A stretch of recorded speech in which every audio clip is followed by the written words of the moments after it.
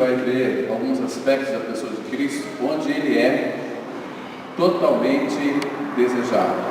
Cristo, o amado da nossa alma, Ele é totalmente desejado. Esse é o tema que a gente vai estar ministrando hoje, com a ajuda do Senhor, pedindo que o Espírito Santo então possa clarear as nossas mentes, abrir o nosso entendimento, para que a gente possa então tocar a realidade do Senhor, sermos edificados por Ele. Eu acho que o maior prazer de uma nova criatura é estar sendo envolvido, mesclado com a pessoa de Cristo. Então vamos aí ler Cantares, aí no nosso boletim, capítulo 5 de Cantares, versículo 16. A palavra de Deus, ela diz assim: o seu falar é muitíssimo doce, sim, ele é totalmente desejado. Tal é o meu amado, tal o meu esposo, ó filhas de Jerusalém. Você tem uma palavra de oração? Pai Santo, que privilégio nós temos de nos assentar em torno da Tua Palavra, para ouvir, ó Pai, as Tuas comunicações. Pai, nós cremos que os nossos ouvidos já foram aspergidos com o sangue do Cordeiro, para que, através desse sangue, Pai, nós venhamos a filtrar, a receber unicamente a Tua Palavra. Pai Santo, permita que nós tenhamos alegria na recepção da Tua Palavra, porque a Tua Palavra, ela produz em nós vida, porque o próprio Senhor, que é a Palavra, e Ele é vida. Pai, nos leva para aquele que é perfeito, leva-nos para o caminho da perfeição. Pai, Tu és tão perfeito, Tu és tão virtuoso, e nós somos os Teus filhos. Pai, mas para que a gente possa então ter o caráter do Filho, é necessário que o Teu Espírito trabalhe, formando o Teu Filho amado em nós.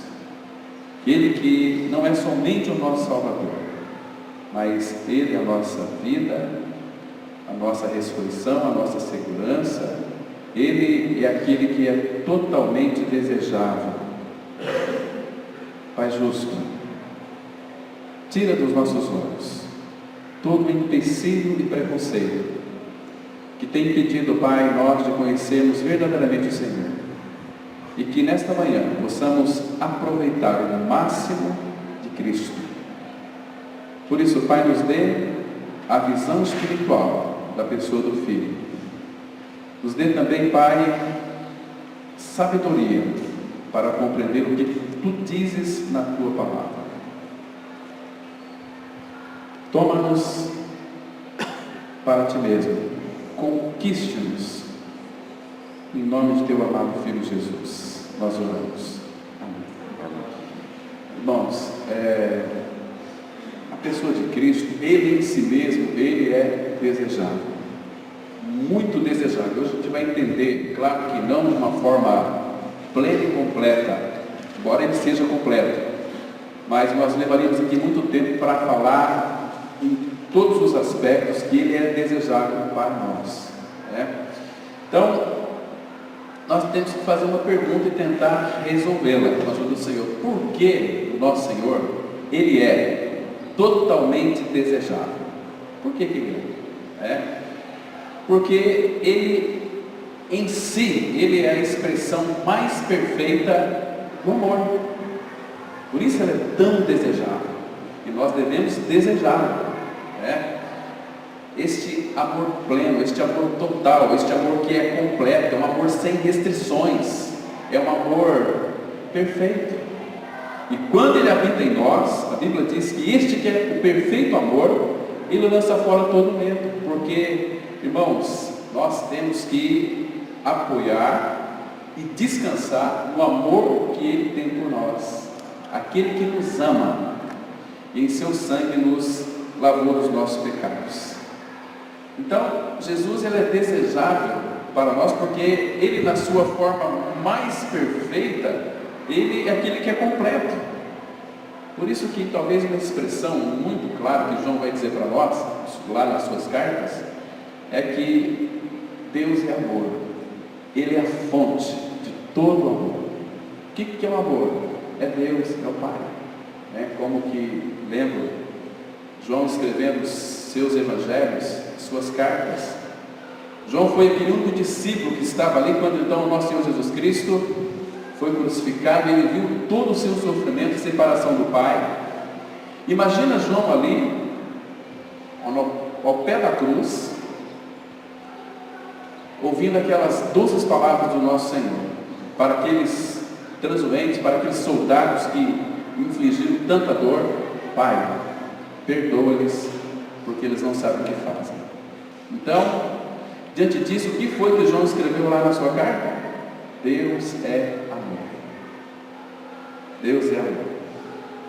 Ele é desejável, irmãos, porque nele não há nenhum engano. Ele é verdadeiro. Aliás, Ele é a verdade e também a vida. E ninguém vai ao Pai senão por Ele. Nele nós podemos confiar, A sua mão estendida, ela não faz distinção de ninguém, e a sua mão está estendida na direção daqueles que o buscam. Isso é maravilhoso. Ele é o nosso refúgio e socorro bem presente na angústia. Ele é aquele que nós podemos chamá-lo de amigo. Amigo, porque pode ter certeza de uma coisa: as nossas amizades, muitas vezes elas são decepcionantes, mas o nosso Senhor Jesus nunca vai lhe decepcionar. Nunca. Ele faz, a palavra fala lá em Samuel que ele cogita meios, criando situações e circunstâncias amorosas para que nós não venhamos a sair da presença dele. Ele faz tudo, ele quer nós nele e ele está em nós. Isso é tão precioso para o nosso coração, para a nossa alma. Aqui a palavra fala que o seu falar é muitíssimo doce. Todas as palavras, ainda que sejam duras para nós, são palavras dóceis, porque são, quando às vezes o Senhor é duro conosco, porque Ele nos ama, e pela palavra dele Ele começa a tratar conosco, operar em nós mudança. E o cristianismo tem que haver essa mudança, porque, irmãos, nós estamos cansados de religião, pessoas que vivem um cristianismo de oba-oba e de buscar poder, um cristianismo que vamos lá buscar as bênçãos, vamos buscar uma série de coisas, mas esquece que o ponto nevrálgico é Ele, é buscar a Ele, buscar o Senhor. E quando nós o buscamos de todo o nosso coração, Ele disse que nós o encontraríamos. Ele disse assim lá em Jeremias: eu serei achado de vós. Buscar. E o lugar mais, diria assim, mais interessante para buscá-lo é no recôndito, lá no nosso quarto. Fecha a porta, onde você pode ter ali comunhão com o Rei dos Reis, Senhor dos Senhores, o Todo-Poderoso. Então, nós temos que fazer, irmãos, primeiro, que a cruz quebre a nossa vontade, porque a nossa vontade não é o Senhor, mas é a coisa que Ele pode nos oferecer. Mas quando a nossa vontade é quebrada, isso Ele faz pela cruz, operando em nós profundamente a cruz, então quebra toda a minha vontade, para que eu possa viver pela sua vontade. E aí a nossa vontade é desejável, porque Ele é desejável. Quando nós começamos a identificar a sua voz que diz aqui: seu falar é muitíssimo doce. Sim, Ele é totalmente desejável. Então, amados, que doce é o falar do nosso Senhor no nosso coração, porque quando Ele fala conosco, Ele fala ao nosso coração. Ele fala de uma forma como que ninguém jamais falou. É um falar definitivo, é um falar contundente e é um falar indelével. Quando Ele fala conosco, nós nunca mais esquecemos, porque aquilo que Ele fala com cada um de nós, Ele fala ao coração, de filhos. Isso é maravilhoso. Alguns irmãos do passado experimentaram essa doçura do falar dele. Por exemplo, vamos ler o Salmo 119, o versículo 103. Salmo 119, versículo 103. Aqui nós temos uma declaração preciosa do salmista naquilo que concerne a doçura do seu falar. Salmo 119, o versículo é o 103. Que doce versículo é esse aqui? Olha que coisa impressionante, irmãos. A palavra de Deus, ela diz assim, olha: quão doces são as tuas palavras ao meu paladar, mais do que o mel à minha boca. Essa expressão aqui, mais do que o mel à minha boca, quando você pega um pouquinho de mel e coloca na boca, aquilo é doce, aquilo traz uma satisfação, porque o mel é doce.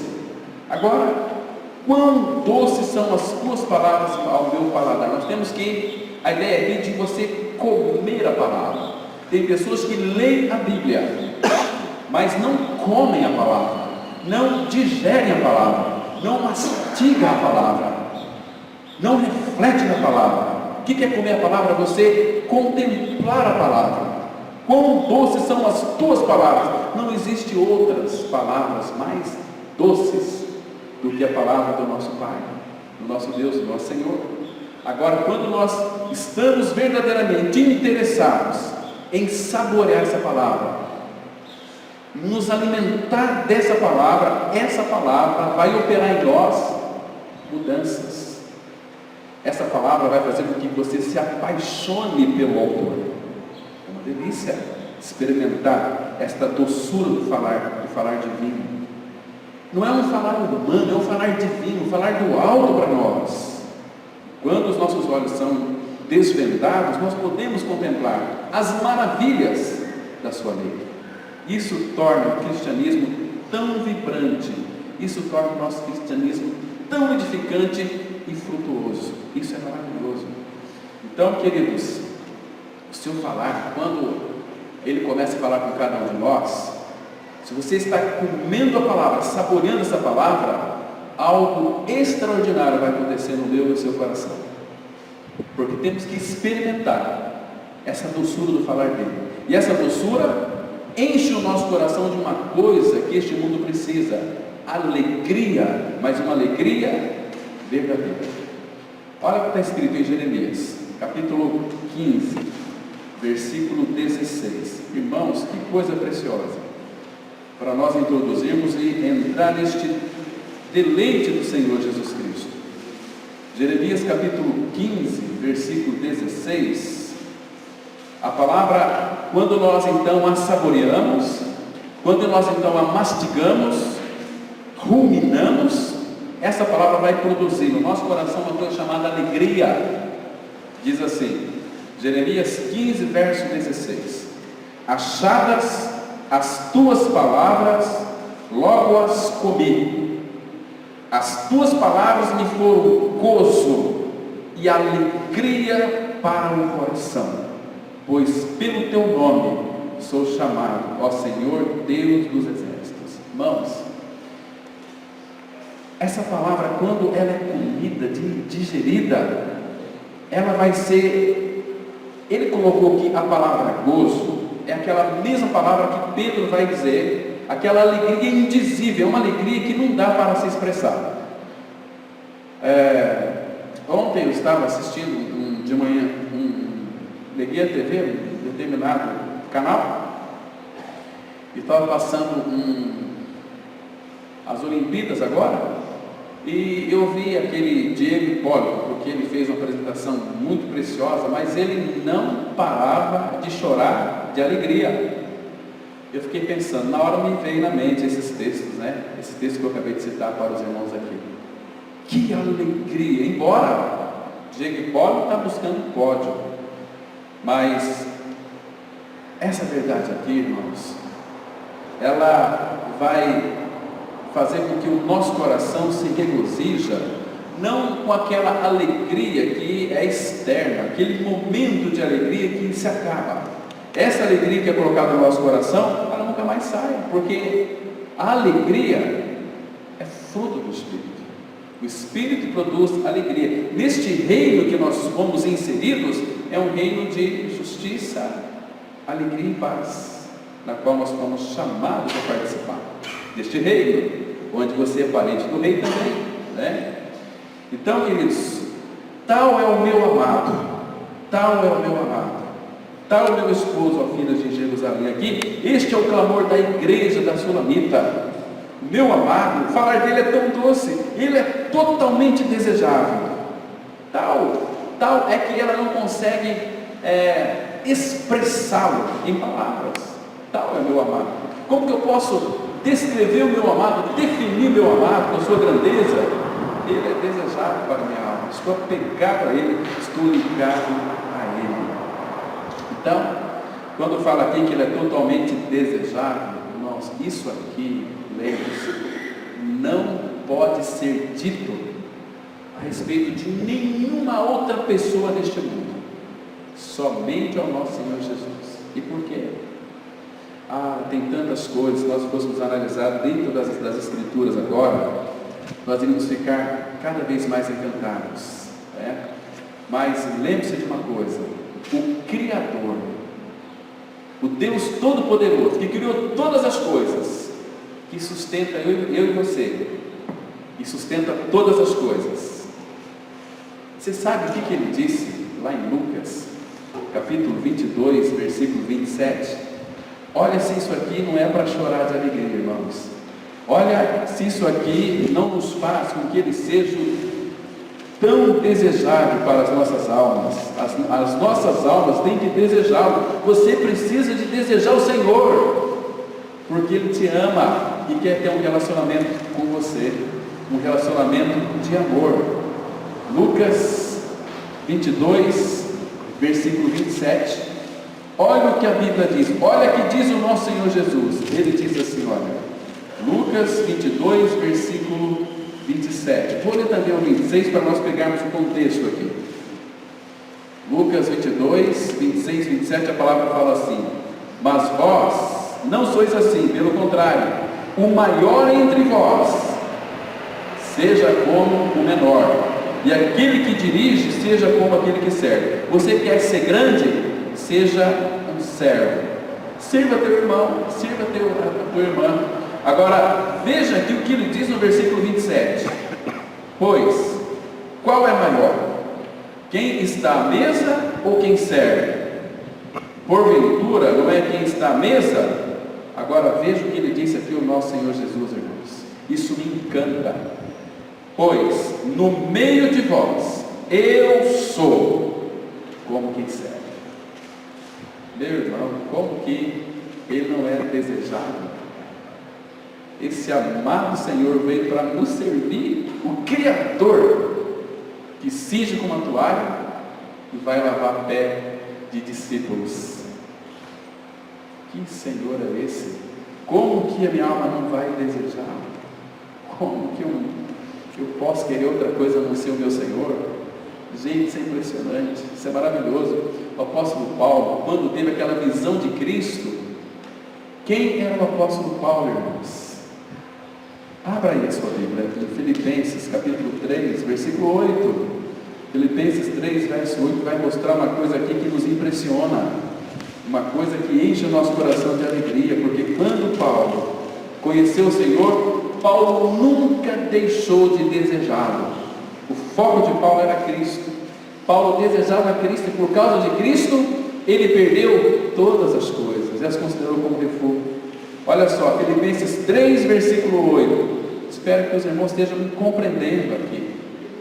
Olha só, Paulo está dizendo assim: sim, verdadeiramente considero tudo como perda, por causa da sublimidade do conhecimento de Cristo Jesus, meu Senhor, por amor do qual perdi todas as coisas e as considero como refúgio para ganhar a Cristo. Paulo desejava Cristo de uma forma tão ansiosa. Existem aquelas ansiedades que são negativas, não são boas, mas essa ansiedade positiva por desejar é maravilhosa. Gente, isso faz o cristianismo vibrante. Vocês entendem porque os irmãos do passado morriam por causa de Cristo? Porque amavam o Senhor, e Ele era desejável para a alma deles, e eles jamais queriam decepcionar o Senhor. Que lindo é o nosso Senhor, irmãos. O que Ele fez por mim e por você numa cruz? Que amor que é esse que a gente não compreende? Um amor eterno, um amor que nunca se acaba. Ele nunca vai deixar de te amar, porque Ele é amor, né? Então Ele é totalmente desejável. Mas vamos então caminhar um pouquinho aqui. Vamos fazer algumas perguntas e tentar respondê-las. Em que Cristo é desejável para você? Sei que não dará para analisarmos os diversos e infinitos aspectos que Ele é desejável para cada um de nós, mas em que aspecto Cristo é totalmente desejável? Em primeiro lugar, Ele é totalmente desejável em sua pessoa. Ele é a deidade habitando em carne. A maravilhosa, perfeita união da natureza divina e humana em Cristo fazem dele um objeto de admiração e adoração, tanto para anjos quanto para os homens. Deus nunca apresentou ao mundo uma visão tal da glória antes. O Deus que se fez carne. Considere, irmãos, por favor, como a natureza humana de nosso Senhor Jesus Cristo é transbordante em todas as graças do Espírito, de tal forma como nunca nenhum dos santos foi preenchido. Ó, irmãos, que amorável pintura isso retrata a respeito dele. Sabe por quê? Que quando o Pai contemplou, quando ele começou o seu ministério, começou a acontecer algo tão maravilhoso. Vamos ler aqui, irmãos, no Evangelho de João, capítulo 3, versículo 34, que a palavra de Deus diz assim: pois o enviado de Deus fala as palavras dele, porque Deus não dá o Espírito por medida. Queridos, você sabe o que isso significa? Que Deus, o Pai, não dá a Ele o Espírito por medida, porque Ele é Deus, Ele pôde receber tudo aquilo que é divino do Pai. Ele é Deus, mas o Pai aqui estava o capacitando, mostrando para mim e para você que é possível nós alcançarmos sim a maturidade, a estatura da plenitude de um varão perfeito em Cristo Jesus. O problema é que nós temos um problema sério, chama-se negligência. Se nós fôssemos aferrados em conhecer o Senhor, irmãos, e buscar a Ele, e viver em comunidade de uma maneira amorosa, amando uns aos outros, o Espírito Santo de Deus seria em nosso meio algo contagiante. Nós viraríamos essa cidade de cabeça para baixo. Mas nós somos tão cheios de gememos em nós mesmos. Mas o Senhor Jesus recebeu não o Espírito por medida. Irmão, isso é tão maravilhoso. Agora, esse Espírito que foi colocado sobre o Senhor Jesus Cristo, que habitava nele, o capacitou em todas as coisas. Então, quando nós temos uma visão clara de que Ele é aquele que veio para nos libertar pelo seu Espírito, então a nossa alma tem que desejá-lo. Olha só, aqui no Evangelho de Lucas, no capítulo 4, Lucas capítulo 4, os versículos 17 a 21, porque quando o Senhor Jesus foi ungido, e unção tem tudo a ver com função, né? Olha só, Lucas capítulo 4, versículo 17, Jesus chegou naquela sinagoga, versículo 17 diz assim: então lhe deram o livro do profeta Isaías, e abrindo o livro, achou o lugar onde estava escrito: o Espírito do Senhor está sobre mim. Olha só, ele lendo, a respeito dele, e aqui a profecia se cumprindo nele, em Cristo. O Espírito do Senhor está sobre mim, pelo que me ungiu para, está vendo? Unção tem a ver com função. Me ungiu para evangelizar os pobres, enviou-me para proclamar libertação aos cativos e restauração da vista aos cegos, para pôr em liberdade os oprimidos e apregoar o ano aceitável do Senhor. Agora veja o 20. Tendo fechado o livro, devolveu ao assistente, sentou-se, e todos na sinagoga tinham os olhos fitos nele. Então passou Jesus a dizer-lhes: hoje se cumpriu a escritura que acabais de ouvir. Então ali começava a libertação, visão aos cegos. Queridos, Ele é desejável. Ele é tão maravilhoso, maravilhoso nosso Senhor, para cada um de nós, queridos, é tão precioso. E outra coisa, Ele vai anunciar a vontade do Pai para mim e para você, como este servo que veio para servir. Ele é o grande servo. Abra lá em Isaías, estou lembrando do texto aqui, 42, versículo 1. Veja que interessante, irmãos. Então nós temos que verificar que Ele é totalmente desejável para cada um de nós. Olha o que a Bíblia diz aqui. Isaías 42, verso 1. A palavra, ela descreve o nosso Senhor de uma forma tão linda, tão preciosa, que diz assim: olha, eis aqui o meu servo, a quem sustenho, o meu escolhido, em quem a minha alma se compraz. Pus sobre ele o meu espírito, ele promulgará. Ou seja, ele vai anunciar a vontade do Pai a todos os povos. Ele promulgará o direito para os gentios. Está vendo aqui, irmãos? Que lindo. Ele veio. Ou seja, ele não veio trazer uma mensagem do Pai apenas. Ele é esta mensagem. Ele é o mensageiro com uma mensagem. Ele é a própria mensagem. O que é o Evangelho que ele mandou pregar? Falem de mim. Eu vou mandar o Espírito Santo. O Espírito Santo vai capacitar vocês a falar de mim, a dar testemunho de mim. E nós entendemos tudo errado. Nós entendemos que, você foi curado, tem que vir à frente, tem que dar testemunho. Gente, não é isso que ele está pedindo de nós. O irmão foi curado lá de uma doença muito terrível. Eu quero dar um testemunho. Para quê? Para que você quer dar testemunho? Para se aparecer apenas? Não. Glória ao Senhor. Se a gente começar aqui se eu começar a contar os meus testemunhos das experiências que eu tenho com o Senhor, queridos, vocês vão fixar os olhos de vocês em mim, mas em Cristo. A sabedoria não pode ser apoiada no homem, mas em Cristo. Cristo. Estão me compreendendo? Então, amados, Ele é precioso. Como nós vemos aqui, porque Deus não dá o Espírito por medida.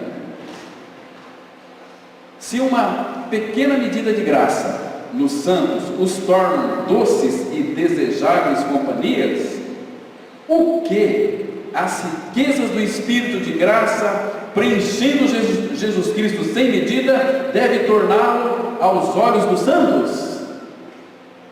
Estão me compreendendo, irmãos? Que glória isso deve estabelecer sobre ele. Isto faz dele o mais formoso do que os filhos dos homens.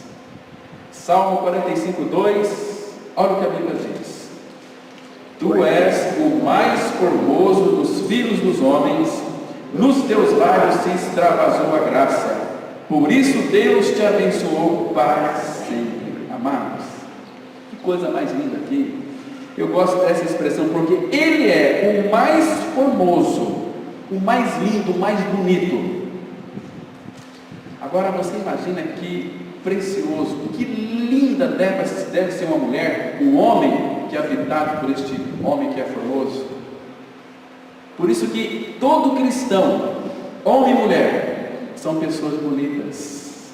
Tem um interior muito lindo, que perdoa, que não se vinga, que não anda de cara amarrada, que estampa o sorriso de Cristo na mente, porque tem um coração habitado por aquele que é o mais lindo de todos os homens, que é Cristo.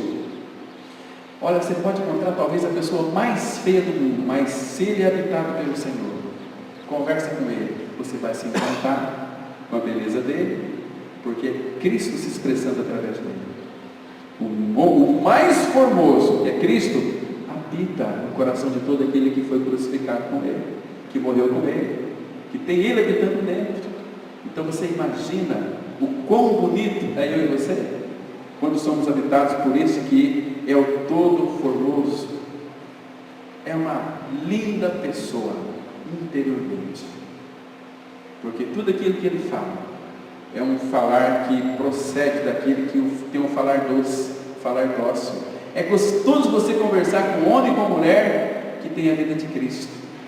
É tão bom compartilhar Cristo, é tão gostoso porque ele habita em nós e está em nós. Olha, irmãos, aqui existem tantos textos. Nós cantamos uma canção, não sei se aqui nós acho que não cantamos ainda, que a beleza de Cristo seja vista em mim. Oh, cântico precioso, que a beleza, porque ele é o mais formoso de todos os homens, né? Agora, se nós fôssemos ver, tem, irmãos, inúmeros textos que falam dessa beleza de Cristo, mas eu separei aqui o Salmo 21, queria que vocês acompanhassem aqui a leitura. Salmo 21 vai expressar um pouquinho, né, da sua formosura. Salmo 21, deixa eu ler a partir do versículo 1 aqui, ó. Salmo 21, vamos ler até o 6, mas olha que interessante. Na tua força, Senhor, o rei se alegra, e como exulta com a tua salvação.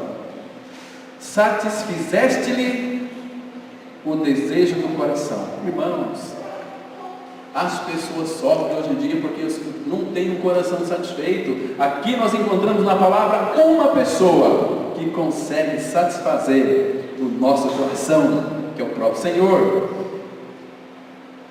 E não lhe negaste as súplicas dos seus lábios. Irmãos, ele nunca vai negar quando nós o suplicamos. Olha o versículo 3. Pois os supres das bênçãos de bondade. Irmãos, que lindo é isso! Põe-lhes na cabeça uma coroa de ouro puro. Ouro aqui fala da natureza divina. Põe na nossa cabeça uma direção divina. Versículo 4. Ele te pediu vida e tu lhe deste. Sim, longevidade. Pediu vida e lá deste. Longevidade para todo o sempre. Você não vai morrer mais. Para todo sempre. Olha o versículo 5. Grande lhe é a glória da tua salvação. De esplendor e majestade o sobrevestiste, pois o puseste por bênção para sempre, e o encheste de gozo. Aonde é que está este gozo? Com a sua presença. Como que ele não é desejado por nós, irmãos? Desejado da nossa alma. O que nós estamos buscando? As bênçãos dele. Isso aqui é uma consequência de buscar a ele. Nosso foco é ele. Tem uns textos que não vou citar, senão não vou conseguir nem pregar. Chorar de alegria, porque misericórdia é tão gostoso. Abra aí Cântico, capítulo 5. Cantares, Cântico, capítulo 5. Irmãos, que precioso é o nosso Senhor, quão amado Ele é, quão deleitável Ele é. Então, olha aqui, essa aqui é a voz da igreja, a voz da esposa, a voz da noiva. Deve ser a minha e a sua voz, desejá-lo, porque Ele é totalmente desejável. Olha só, Cântico ou Cantares, capítulo 5, os versículos 10 diz assim, 10 a 12, olha: o meu amado é alvo e rosado, o mais distinguido entre 10.000, por isso que ele é formoso, mais do que todos os homens.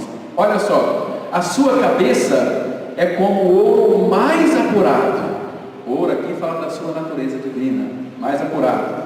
Os seus cabelos, cachos de palmeira. são pretos como o corvo. Os seus olhos, olha os olhos do nosso Senhor, irmãos, os seus olhos são como os da pomba, junto à corrente das águas, lavados em leite, postos em engaste. Irmãos, esse é o nosso Senhor, esse é o mais formoso de todos os homens, esse é o amado da nossa alma. Você o ama? Puxa vida, que lindo é o nosso Senhor Jesus Cristo. Abra lá em Zacarias, capítulo 9. Zacarias, capítulo 9. Precioso demais o nosso Senhor. Zacarias 9. Vamos ler aqui o versículo 16 e 17. Olha que lindo. Diz assim a palavra, olha. Zacarias 9, 16 e 17. Que lindo. O Senhor, seu Deus, naquele dia, os salvará, como ao rebanho do seu povo, porque eles são pedras de uma coroa, e resplandecem na terra dele. Irmãos, aqui eu e você, igreja. Agora, olha o 17. Pois, quão grande é a sua bondade, e quão grande a sua formosura! O cereal fará florescer os jovens, e o vinho as donzelas. Você tem percebido aqui que quão formoso Ele é? Este que é formoso habita dentro de você, se você creu que está crucificado com Cristo. Irmãos, que precioso é o nosso Senhor. Então, irmãos, não há nada nele indesejável. Nele tudo o que há nele é completamente desejável para cada um de nós. Nós vamos continuar. Em segundo lugar, Cristo Jesus é totalmente desejável em seus ofícios. Nós somos por natureza cegos e ignorantes, mas quando este grande profeta veio ao mundo, então o Oriente do Alto nos visitou. Por natureza, nós estamos alienados e em inimizade contra Deus. Cristo veio ao mundo para ser um sacrifício satisfatório, fazendo a paz pelo sangue da sua cruz. Todo o mundo, por natureza, está em servidão e tirania de Satanás, uma miserável escravidão. Cristo vem com poder real para salvar os pecadores do império das trevas e conduzi-los ao reino do amor. Por isso que Ele é tão desejável. Ele pagou nosso preço. Vamos ler aqui Colossenses 1, verso 13. Ele nos libertou do império das trevas e nos transportou para o reino do Filho do seu amor. O que é o ofício de Cristo? É aquilo que Ele realiza por nós, é aquilo que Ele é como profeta, como sumo sacerdote. Ele tem seus ofícios maravilhosos, porque Ele também é rei, né? Nesse mundo aqui, irmãos, é trevas. Nós falamos aqui alguns domingos atrás que essa questão de trevas não é que está na escuridão. O mundo, as pessoas estão na ignorância, estão caminhando para a sua própria perdição, porque não estão conseguindo e nem desejando amar a luz. Pelo contrário, estão amando as trevas, amando a ignorância e se acham muito sábios. Mas, queridos, o mundo é trevas, mas por causa aqui desse transporte foi feito pela cruz, a sua glória, o seu brilho, o seu esplendor vem sobre nós. Isso já foi profetizado pelo profeta Isaías. Isaías 60, versículo 1 e 2 vai dizer exatamente isso. Olha que precioso é isso. Isaías 60, verso 1 e 2, a palavra, ela diz assim: dispõe-te, resplandece, porque vem a tua luz, e a glória do Senhor nasce sobre ti. A glória, você sabe o que é? É aquilo que Ele é. Ele é o resplendor da glória, Ele é aquele clarão, Ele é o sol da justiça. E a glória do Senhor nasce sobre ti. Agora veja o versículo 2, que lindo, irmãos. Porque eis que as trevas cobrem a terra, e a escuridão os povos, mas sobre ti aparece resplendente o Senhor, e a sua glória se vê sobre ti. Ai, irmãos, Ele é tão desejado para a nossa alma. Esse Senhor Jesus me empolga, é precioso demais. Puxa, que maravilha, nosso Senhor, quão precioso Ele é para cada um de nós, porque, amados, a glória se vê sobre ti, graças ao Senhor, por aqueles que têm respondido a Ele, têm tido seus olhos abertos para contemplar a formosura do Senhor. Ele disse assim: eu sou a luz do mundo, quem crê em mim não anda em trevas, mas anda na luz do Senhor. Que lindo é isso! Se um perdão é doce para um criminoso condenado, quão doce deve ser a aspersão do sangue de Jesus para a temerosa consciência de um pecador condenado pela lei? Imagina só, aquele criminoso, de repente ele é absolvido, quão doce é para ele. Agora imagina aquele que de fato foi salvo pelo Senhor. Os ofícios de Cristo abrangem nele tudo o que as nossas almas necessitam, e também alívio para as nossas aflições. Às vezes passamos por situações tão difíceis, por caminhos tenebrosos, de tormentas, mas lá na tormenta, diz o profeta Zacarias, que Ele tem o seu caminho na tormenta também. Ele não vai te deixar, Ele prometeu isso, que nunca nos deixaria, jamais nos abandonaria, jamais. Percebe? Ele é precioso, né? Os ofícios de Cristo devem ser inefável consolo para as almas dos pecadores. Se a luz é agradável aos nossos olhos, quão deleitável é esta luz da vida, vinda do sol da justiça. Malaquias 4:2, a palavra de Deus diz assim: mas para vós outros que temeis o meu nome, nascerá o sol da justiça, trazendo salvação nas suas asas. Saireis e saltareis como bezerros soltos da estrebaria. Ah, que delícia que é isso aqui, quando somos visitados por esse sol, que esse sol nasce, que é o próprio Senhor Jesus. Imagina a alegria de um regenerado, sai pulando, sai gritando, sai aí como um bezerro, aqueles piques de tão feliz e alegre que está. Mas, queridos, eu vou citar um texto aqui que vai alegrar muito seu coração. Por favor, não esqueça dele, nunca. Lembre-se, aconteça o que acontecer, você vai lembrar desse texto aqui, que um dia você foi visitado por esse sol da justiça. Abra sua Bíblia no Evangelho de Lucas, no capítulo 1, versículo 76. Porque, como nós lemos aqui, para vós outros que temeis o meu nome, nascerá o sol da justiça, trazendo salvação nas suas asas. Saireis e saltareis com alegria. E aqui em Lucas, capítulo 1, versículo 76 em diante, eu vou ler até o 79.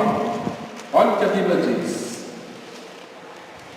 tu, menino, serás chamado profeta do Altíssimo, ofício de Cristo, profeta, porque precederás o Senhor, preparando-lhe os caminhos, para dar ao seu povo conhecimento. Conhecimento aqui é o sentido de luz, luz para a salvação, para dar ao seu povo conhecimento da salvação, no redimir dos seus pecados, graças à entranhável misericórdia de nosso Deus, pelo qual nos visitará o sol nascente das alturas, para alumiar os que jazem nas trevas e na sombra da morte, e dirigir os nossos pés pelo caminho da paz. Aleluia, irmãos, que coisa mais preciosa isso aqui. Este é o sol da justiça que vem nos visitar, trazendo tudo aquilo que é divino. Como que a gente não vai se encantar com Ele? Como que Ele não é totalmente desejável para nós? Cristianismo é exatamente isso. viver uma vida de entrega para o nosso Senhor. Não entregar só a minha vida, tudo, Pai. Tudo é teu, tudo te pertence. O Senhor me comprou, eu sou teu. Que lindo isso aqui. E outra coisa, Ele é o próprio sol. Lá no Salmo 84:11, a palavra fala que o nosso Deus é o sol. Ele é o sol. E fomos visitados por este sol aqui. Lindo demais. Vamos dar uma olhada nesse texto aqui. Salmo 84:11. Salmos 84, versículo 11. Expressão aqui tão graciosa. Cada dia que passa, vocês percebem que o Pai tem tido um carinho todo especial conosco, e cada vez mais revelando a sua palavra, de uma forma que a gente compreende. Talvez até uma criança de 5 anos de idade, 3 anos já, compreende as Escrituras Sagradas. Salmo 84:11, a palavra de Deus diz assim, olha: porque o Senhor Deus é sol e escudo. Foi este sol que nos visitou. O Senhor dá graça e glória. Nenhum bem sonega aos que andam uma vida de cruz, que andam retamente. Que se não for vida de cruz, não tem como viver retamente. Está entendendo a diferença entre ser um crente e ser um filho de Deus? Nenhum bem sonega aos que andam retamente. Você pode colocar aqui, aos que andam vivendo neste mundo uma vida de cruz, trazendo sempre por toda parte o morrer de Jesus em nosso corpo, para que a vida dele se manifeste. Mas Ele é o nosso sol. Abra aí no Salmo 67, versículo 1 e 2. Olha que precioso, irmãos. A palavra de Deus diz assim, olha: seja Deus gracioso para conosco, e nos abençoe, e faça resplandecer sobre nós o rosto, para que se conheça na terra o teu caminho, e em todas as nações a tua salvação. Nos abençoe. Que bênção que é essa aqui? De fazer resplandecer sobre nós o seu rosto. O rosto dele é um rosto que brilha, é um rosto de glória, um rosto resplandecente. A nossa alma deve desejá-lo, e de uma forma total e absoluta. Vamos continuar, irmãos. Outro ponto importante em que o nosso Senhor é desejável é em suas relações. Primeiramente, Ele é um desejável Redentor. Ele veio para abrir as portas da prisão daqueles que estão oprimidos. Necessariamente, deve ser este um papel, deve ser este um desejável Redentor, se nós considerarmos a profundidade da miséria da qual Ele nos redimiu, inclusive até da ira vindoura. Se você tem crescido no Senhor, tem buscado o Senhor, no dia da sua volta, você vai. Aqueles que não amadureceram, ficarão, porque ninguém vai subir para lá, enquanto o caráter do filho não for formado. Grande parte dos cristãos ficarão aqui, até serem aperfeiçoados, enquanto os cristãos maduros, os que cresceram, tiveram Cristo formado, irão subir na primeira ressurreição. Os demais ficarão. Aqueles que não se importaram, querendo que Ele morreu, ressuscitou com Cristo, Cristo é a minha vida, e não sai disso, vão ficar, vai ser aperfeiçoado. Poderia evitar tanto sofrimento, mas ele negligenciando o Senhor, negligenciando a sua palavra, negligenciando a comunhão, negligenciando uma série de coisas. São do Senhor? São do Senhor. Leia depois a saída do povo de Israel do Egito.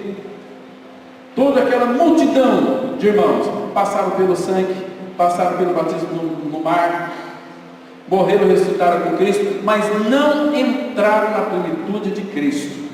Ficaram seus corpos prostrados no deserto. Por quê? Quando ouviram a palavra, não misturou a palavra com fé, não se apegaram, foram tímidos. Josué e Caleb entraram na terra prometida. Irmãos, e hoje não é diferente, a história está se repetindo. Se apegue, busque a Ele, tenha compromisso com o Senhor. Com Ele. Se tiver compromisso com Ele, você vai ser uma bênção para a igreja. Pode ter certeza disso. Irmãos, fomos visitados por este sol da justiça. Vamos ler aqui 1 Tessalonicenses 1, versículo 10. E para aguardar dos céus o seu Filho, a quem Ele ressuscitou dentre os mortos, Jesus, que nos livra da ira vindoura. Nós vimos em alguns estudos anteriormente que Deus já começou a julgar a sua igreja. Já começou a julgar. Ele está fazendo algo maravilhoso. E a partir do momento em que a igreja começou a buscar o Senhor, não só a nossa comunidade aqui, mas em todos os pontos do Brasil e do mundo, existem irmãos que têm buscado a maturidade. E enquanto a igreja está buscando o amadurecimento, as profecias estão se cumprindo. Na medida em que a igreja se prepara para o casamento, as profecias estão se cumprindo. As violências estão aumentando, terremotos, homicídios, juiz aceitando subornos e tantas outras coisas mais, e por aí vai. Mas aqui está dizendo que Ele vai nos livrar da ira vindoura. Mas eu quero falar para vocês sobre uma exortação, irmãos. Abra sua Bíblia lá em 1 Tessalonicenses, capítulo 1. 2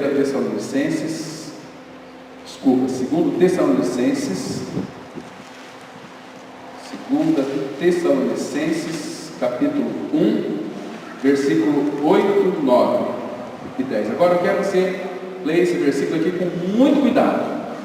Você que talvez seja um pouco distraído, você que não se importa, você que prioriza outras coisas e não o Senhor, olha o que a Bíblia está dizendo. Isso aqui é para mim e para você, não é para o primo, não. É para nós, para a igreja. É uma palavra dura, mas de exortação, mas maravilhosa. Diz assim a palavra, 2 Tessalonicenses 1:8. Em chama de fogo, tomando vingança contra os que não conhecem a Deus. Aqueles que não conhecem a Deus, Deus vai vingá-los, porque nunca desejou Ele. E não para aqui.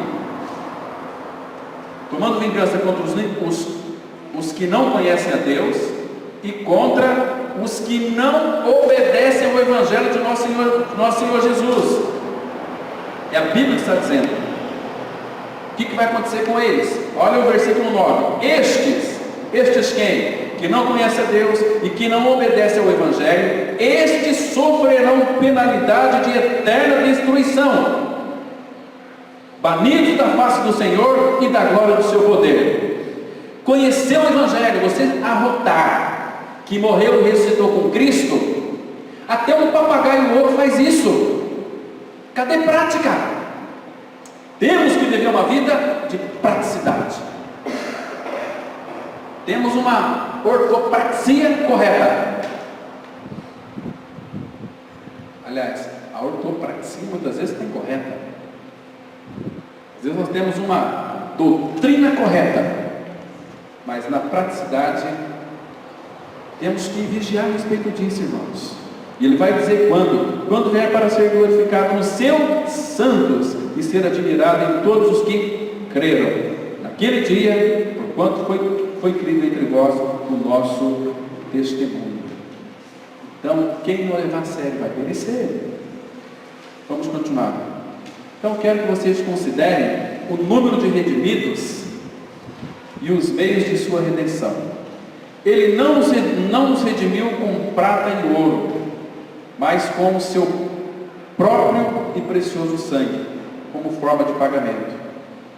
Com seu braço estendido e glorioso, por meio de poder, Ele nos redimiu livremente, completamente, em tempo oportuno e devido amor especial e particular. Ele nos redimiu para sempre, para nunca mais entrarmos em escravidão. Ó, quão desejável é Jesus na relação de Redentor dos eleitos. de Deus. Vamos ler aqui, Efésios 1, 7 e 8, que diz assim a palavra: no qual temos a redenção pelo seu sangue, a remissão dos pecados, segundo a riqueza da sua graça, que Deus derramou abundantemente sobre nós, em toda sabedoria e prudência. Irmão, vocês sabem que a salvação da nossa alma é caríssima. Nós não teríamos condições de pagar.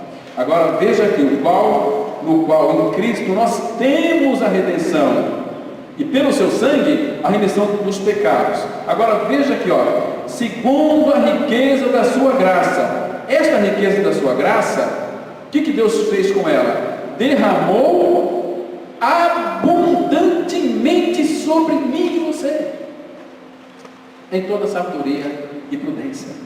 Que maravilha isso, irmãos! Ele não deu, ele derramou abundantemente. Que precioso! Então, ele é um desejável noivo para todos os quais ele desposou para si.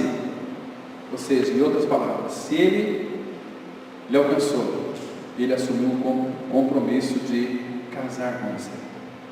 Que ele é o nosso marido também, né? Ele desposa para si mesmo em misericórdia e em amável bondade almas tão deformadas, imundas e totalmente sem valor como elas nossas. Não temos nenhuma beleza, nenhuma bondade que nos faça desejáveis aos seus olhos. Todas as origens de seu amor por nós estão em seu próprio ser. Ele nos escolheu não pelo que nós éramos, mas para que ele pudesse nos tornar amáveis. Ele quer fazer de você uma pessoa amável, parecida com ele. Então, ele veio a nós quando nós estávamos em nosso sangue e nos disse: vive. E este foi o tempo do amor, porque houve um dia em que ele nos amou. Olhou para mim, para você. Onde é que nós estávamos? Vamos ler aqui Ezequiel 16:6. Passando eu por junto de ti, vi-te a revolver-te no teu sangue e te disse: ainda que estás no teu sangue, vive. Sim, ainda que estás no teu sangue, vive. Olha aqui, irmãos. Esse versículo aqui, quero que você me escute com bastante cuidado. Ele falando do que aqui? Passando eu por junto de ti, graças a Deus, ele viu você e viu a mim. E onde que nós estávamos? O que significa essa expressão aqui? Revolver-te no teu sangue. O que significa? Hã? O que significa? Nós estamos revolvidos em nosso sangue. Para você entender isso aqui, você tem que ler depois Levítico 17:11 e o 14, que a palavra fala assim: a vida da alma está no... Então, nós estamos aqui em nós mesmos, em nossa própria vida, que foi um presente dele ainda que o pecador que não crê no Senhor, ele tem em si um sopro de vida. A vida da alma está no sangue. Quando ele passou por junto de nós, ele nos viu a revolver no teu sangue, no nosso próprio sangue, na nossa própria alma, e disse: ainda estás no teu sangue. Essa vida aqui de sangue da alma é uma vida que se acaba na sepultura. Mas o que foi que ele disse aqui? Ainda que estás no teu sangue, vive. Sim, ainda que está no teu sangue, vive. É a capacidade que ele nos dá para viver. De que maneira que é isso? Você tem que abrir o Salmo 119, versículo 25. A minha alma está pegada ao pó. Vivifica-me, Senhor, segundo a tua palavra. Lembra que ele disse? Nos viu no nosso sangue e disse: vive. Lembra do vale de ossos secos? Aqueles ossos sequíssimos. Ele perguntou para o profeta: você crê que esses ossos podem viver? Senhor, tu sabes. Ossos sequíssimos. Então vem cá, profetiza sobre estes ossos. Ele profetizou: assim diz o Senhor. A palavra dele tem poder de criação, de trazer vida. Ele nos viu removido no nosso sangue. e a sua palavra nos vivifica. Estávamos apegados ao pó, revolvido em nosso sangue. Ele disse: vive, vive. E os ossos começou ali um rebuliço e criar nervo e carne. E ele diz assim: assim sois vós, casa de Israel. Irmãos, ele veio trazer para nós refrigério, veio trazer para nós vida. Estava no nosso sangue, na nossa vida almática, anímicos, o nosso próprio ânimo. Mas cada dia que passa, a vida da alma vai se findando, o corpo vai se esmorecendo até cair para a sepultura. Mas eu sei que meu Redentor vive, e Ele me levou a crer que naquela cruz Ele me atraiu e colocou no seu corpo, crucificando a minha velha vida, o pecado removido. Então agora o Espírito Santo de Deus pode habitar em mim, porque o pecado foi crucificado e morto. Nós morremos para o pecado, Cristo é a nossa vida. Gente, como que o nosso Senhor não é desejável? Como que não é? O nosso Senhor Jesus não espera nenhuma retribuição de nós, e ainda assim dá a si mesmo e tudo que lhe pertence, e tudo que lhe pertence para nós. Nossa pobreza não pode enriquecê-lo, mas Ele fez a si mesmo pobre para nos enriquecer.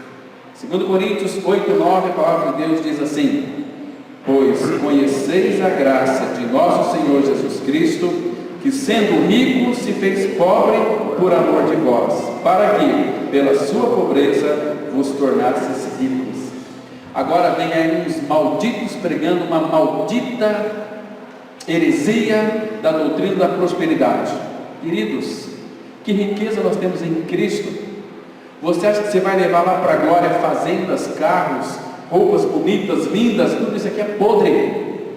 Ele se tornou pobre porque Ele desceu até nós. O Deus dos Hebreus nos encontrou. Ele era rico, com pai. A riqueza está em ser filho de Deus. Ele se fez carne e habitou entre nós, assumiu a nossa pobreza, se igualou, fez um conosco para nos tornar ricos. Ricos em quê? Ricos em quê, irmãos? Por favor, abre 1 Coríntios 1, 4 a 9. 1 Coríntios, capítulo 1, versículo 4 a 9. A gente precisa de entender que não é riquezas materiais, embora isso aqui neste mundo é uma consequência. Mas você não precisa de riquezas, você precisa de Cristo sendo formado no seu interior. Olha só, 1 Coríntios 1, 4, 9, a Bíblia diz assim: sempre dou graças a meu Deus a vosso respeito, a propósito da sua graça que vos foi dada em Cristo Jesus, porque em tudo fostes enriquecidos nele, em toda a palavra, em todo conhecimento, assim como o testemunho de Cristo tem sido confirmado em vós, de maneira que não vos falte nenhum dom, aguardando vós a revelação de nosso Senhor Jesus Cristo, o qual também vos confirmará até o fim, para seres irrepreensíveis no dia de nosso Senhor Jesus Cristo. Fiel é Deus pelo qual fostes chamados à comunhão do seu Filho Jesus Cristo nosso Senhor. Irmãos, essa é a nossa maior riqueza, é Ele, a nossa riqueza é Ele, nosso tesouro é Cristo. Não busque coisas desse mundo. Paulo vai dizer em Colossenses 2, de 1 a 3, que em Cristo estão escondidos todos os tesouros da sabedoria e do conhecimento. Está em Cristo. Essa é a nossa riqueza. Ele se fez pobre, fez um conosco, para que nós então pudéssemos ser elevados a uma posição nos lugares celestiais em Cristo, porque fomos ressuscitados juntamente com Ele, estamos assentados nos lugares celestiais em Cristo. Nós estamos lá pela fé e nós devemos desejar este lugar, que Ele se cumpra em nós, ou seja, em outras palavras, Maranata, vem Senhor Jesus. Se Ele é desejado por você, você vai buscar a volta dEle. Vem depressa, amado meu. Este mundo não tem nenhuma riqueza, irmão. Tudo isso aqui, a palavra fala que a aparência deste mundo passa. A nossa riqueza é Ele. Temos que entender que riqueza é estar com Ele. Segurança, paz, alegria. O que nós precisamos? Nós buscamos riquezas, muitos buscam riquezas terrenas para trazer uma segurança. Isso aqui é uma falsa segurança. Instabilidade das riquezas, ele já falou. Então, qual a maior riqueza? É estar seguro nele, plenamente nele. As outras coisas, tudo vai se perder. Você não vai levar nem nada lá para a glória. Mas ele se fez pobre, se o verbo se fez carne, foi abaixando até a morte de cruz, pelo qual Deus nos exaltou sobremaneira e nos levou também junto com ele. Estamos em Cristo. Isso é ser rico em Cristo. Jesus é amável, ele é desejável. Nenhum marido ama a esposa assim como Cristo amou o seu povo, ou seja, a sua igreja. Cristo amou a igreja e deu a si mesmo por ela. Nenhum marido é assim, um marido imortal e eterno como Cristo é. A morte separa todas as demais relações, mas a união da alma com Cristo não é dissolvida na sepultura.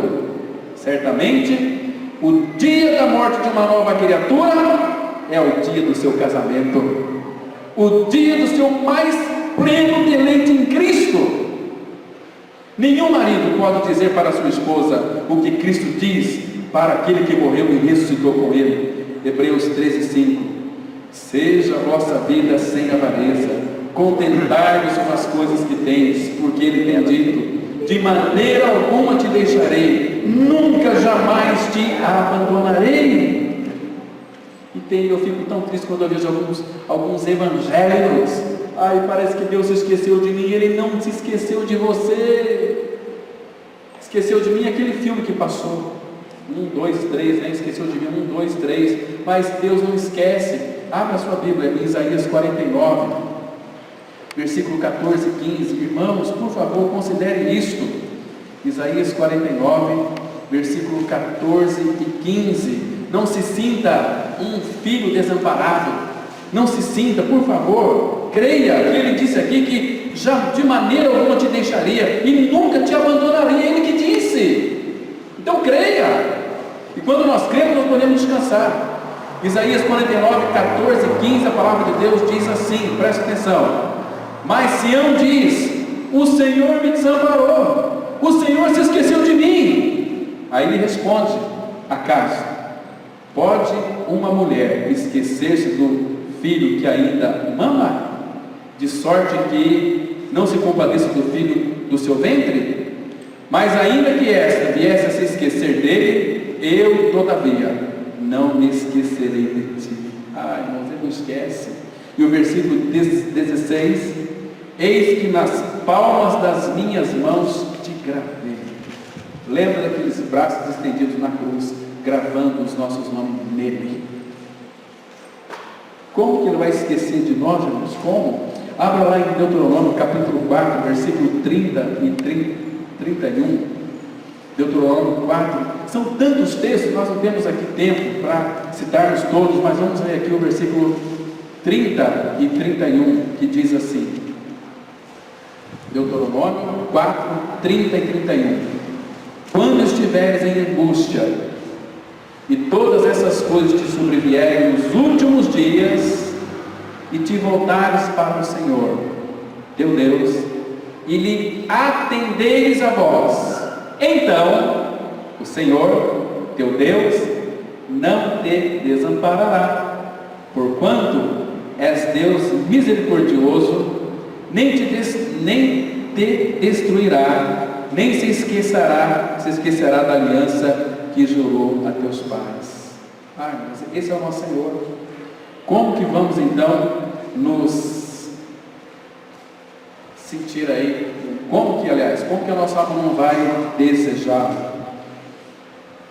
Cristo é desejado, porque nenhum noivo enriquece a sua noiva com tais honras pelo casamento como Cristo faz.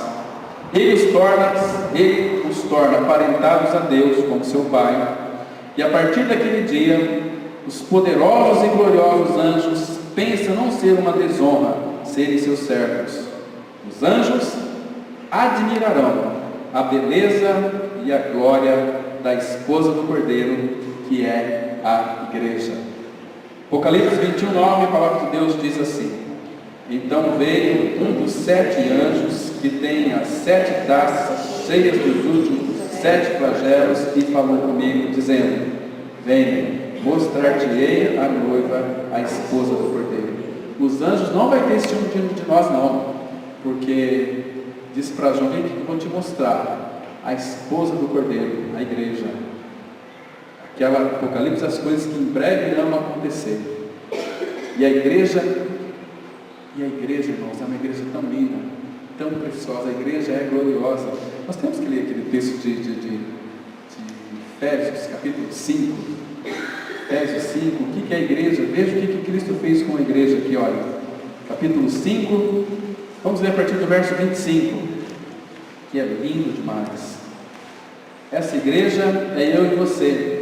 Isso aqui não é para você ter conhecimento, isso aqui é para você se apossar. Isso aqui é eu e você. Se você é igreja, está dizendo a teu respeito e a meu respeito. Efésios 5, 25. Maridos, amai vossa mulher, como também Cristo amou a igreja e a si mesmo se entregou por ela, para que a santificasse. A igreja é santa, tendo-a purificado por meio da lavagem de água pela palavra. Pela palavra nós somos limpos. 27. Para quê? Para apresentar a si mesmo igreja gloriosa, o Senhor glorioso habitando dentro. A igreja é gloriosa, a igreja é sem mácula, a igreja não tem ruga, nem coisa semelhante, porém a igreja é santa, a igreja é sem defeito. Quem vê defeito na igreja somos nós. Olha aquele irmão, olha aquela irmã. Mas Deus o Pai não vê defeito, porque o amor cobre multidão de pecados. Fomos purificados com o sangue do Cordeiro. Ele não vê defeito em nós.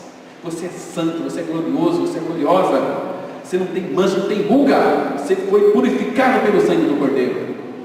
Esse sangue aqui alveja, nos deixa mais alvejados do que a neve. Que bendito Senhor é esse?